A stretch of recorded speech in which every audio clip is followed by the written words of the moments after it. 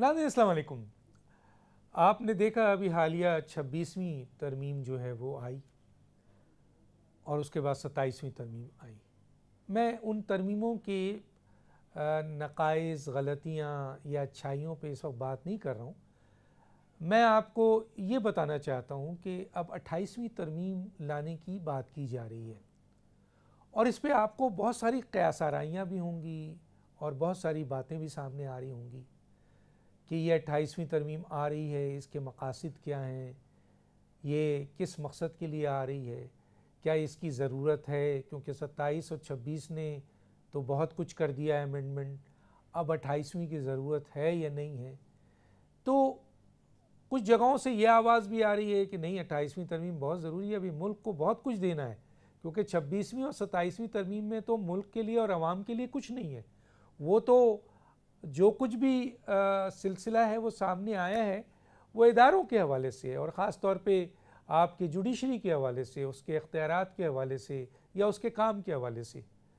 अब जो बात की जा रही है कि नई 28वीं तरमीम जो लाई जा रही है और बहुत अहम ज़राए के ज़रिए ये बात की जा रही है कि जी जो प्रोपोज़ किया जा रहा है उसमें दो बहुत अहम तरीन काम जो है उसके बारे में कहा जा रहा है। एक और वो है स्ट्रक्चरल चेंज, यानी इंतज़ामी मामला जो स्ट्रक्चर से रिलेटेड है, और एक है जनाब आपके लोकल बॉडीज़ यानी मुकामी हुकूमतें, और एक है सूबे। और ये कहा जा रहा है कि अब जो 28वीं तरमीम लाई जा रही है, जो प्रोपोज़ है, उस प्रोपोज़ में जो प्रोपोज़ल है उस प्रोपोज़ल में लोकल बॉडीज़, आपको पता है कि ऑलरेडी 140A आइन का हिस्सा है और इस सिलसिले में सुप्रीम कोर्ट की तशरीहात भी हैं, लेकिन इसके बावजूद 140A को लोग कहते हैं कि क्लियर नहीं है। मुकामी हुकूमतों को क्लियर पोजीशन मिलनी चाहिए, क्योंकि माली, सियासी और इंतज़ामी इख्तियारात निचले सतह तक नहीं आते हैं।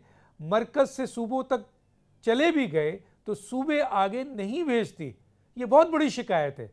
और इस तरीके से जो असल इख्तियारात होता है, माली इंतज़ामी इख्तियारात जो पूरी दुनिया में है कि आप लोकल बॉडीज़ के हवाले करें, वो निज़ाम हमारे यहाँ नहीं है, क्योंकि सूबे नीचे आने नहीं देते।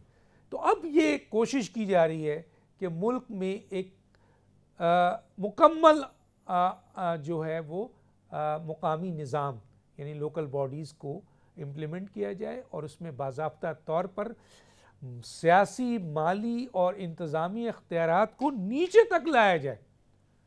और जो आपके नाज़मीन हैं, जो आपके यूसी लेवल पर हैं या कुछ और लेवल पर हैं, जो बहुत निचले लेवल पर भी हैं, उनको असल में उनको इख्तियारात देने चाहिए। दुनिया में तो लोकल बॉडीज़ के हवाले से पुलिस भी है, टैक्सों का सारा निज़ाम जो है वो लोकल बॉडीज़ के पास है, ना प्रोविंशियल के पास है ना फेडरल के पास है। और यहाँ हम लोकल बॉडीज़ को आने नहीं देते। आइन में होने के बावजूद जिस तरह की लोकल बॉडीज़ को हम लाकर खड़ा करते हैं वो लूली लंगड़ी होती है और वो पूरी की पूरी बेसाखियों पे खड़ी होती है, और एक आदमी मालिक होता है, चीफ मिनिस्टर, कि वो इसको चलाएं या ना चलाएं। और अमूमन सियासी जमात, सियासी हुकूमतों में लोकल बॉडीज़ फेल नज़र आती है। लेकिन अब कोशिश की जा रही है कि बल्दियाती निज़ाम को मजबूत बनाया जाए, इख्तियारात और वसाइल को निचली सतह पर लाया जाए, और मेयर नाजिम को मजबूत और आइनी किरदार होना चाहिए, और तरक्याती फ़ंड और टैक्स वसूली, तरक्याती फ़ंड भी लोकल बॉडीज़ का काम है, MNA का नहीं है ना MPA का है। तो तरक्याती काम भी और टैक्स वसूली भी लोकल बॉडीज़ को दिया जाए जैसे पूरी दुनिया में है। अब जो दूसरा अहम काम है वो भी बहुत अहम है और ये बहुत अरसे से कोशिश की जा रही है और पूरी दुनिया में हो रहा है, लेकिन पाकिस्तान में नहीं होता है, क्योंकि यहाँ पर मार कुटाई शुरू हो जाती है और ये इशू बड़ा सेंसिटिव बना दिया जाता है। और वो है मज़ीद पाकिस्तान में सूबे। पाकिस्तान में 4 सूबे हैं और एक आज़ाद कश्मीर और गिलगित बल्तिस्तान का अपना स्टेटस है। इस दफ़ा जो प्रोपोज़ किया गया है वो ये किया गया है कि 12 नए सूबे बनाए जाएं, और वो 12 नए सूबे कौन हैं और किस तरीके से हैं उसकी जो प्रोपोज़ है वो मैं आपके सामने लाना चाहता हूँ। जो इस्लामाबाद है वो तो ऑलरेडी एक टेरिटरी है, कहा जा रहा है कि उसको एक सूबे की शक्ल दे दिया जाए। इसके अलावा पंजाब है, पंजाब में 5 सूबों की ज़रूरत है, जो प्रपोज़ किया जा रहा है कि वहाँ 5 सूबे लाए जाएँ, एक मगरबी सूबा, एक साउथ सूबा और एक सेंट्रल सूबा और एक आपका पोठोहार सूबा और 5वां जो है वो आपका भावलपुर का सूबा।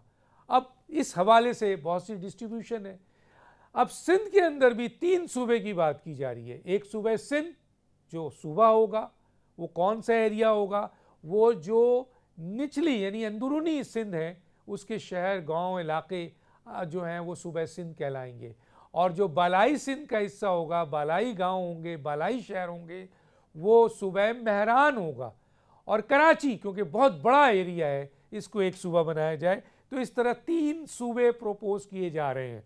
इसके अलावा अब आ जाएं बलूचिस्तान में, तो बलूचिस्तान में 2 सूबे की बात की जा रही है। एक बलूचिस्तान जो ऑलरेडी सूबा है उसको एक हद तक महदूद किया जाए, और जो गवादर है और जो ख़ास तौर पे आपके मगरबी इस वक्त जो गवादर का एरिया है और साहिली बलूचिस्तान का एरिया है उसको एक सूबे की शक्ल दी जाए और उसका नाम गवादर रख दिया जाए।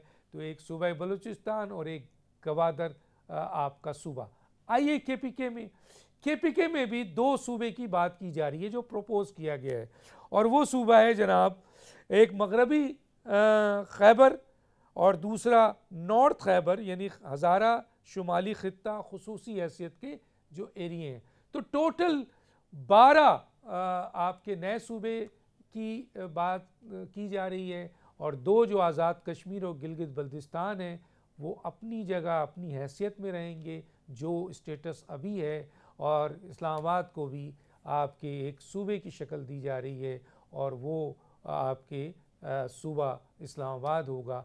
तो ये एक प्रपोज़ल है, प्रपोज़ किया जा रहा है जो 28वीं तरमीम में लोकल बॉडीज़ और सूबों की सूरत में आ रहा है। और किस वक्त ये 28वीं तरमीम आती है, और ये दोनों स्ट्रक्चर आपका जो तरीक़ेकार है, जो स्ट्रक्चरल फॉर्मेशन है। लेकिन एक बात यहाँ बता दूँ कि इस तरमीम में जो पहले के प्रोसीजर थे सूबे बनाने के हवाले से, जो सूबों को इख्तियारात थे वो सब उठाकर मरकज़ के पार्लियामेंट को दिया जा रहा है कि वो फैसला करें और फिर एक अथॉरिटी के ज़रिए ये ऑर्डर राइज हो जाए।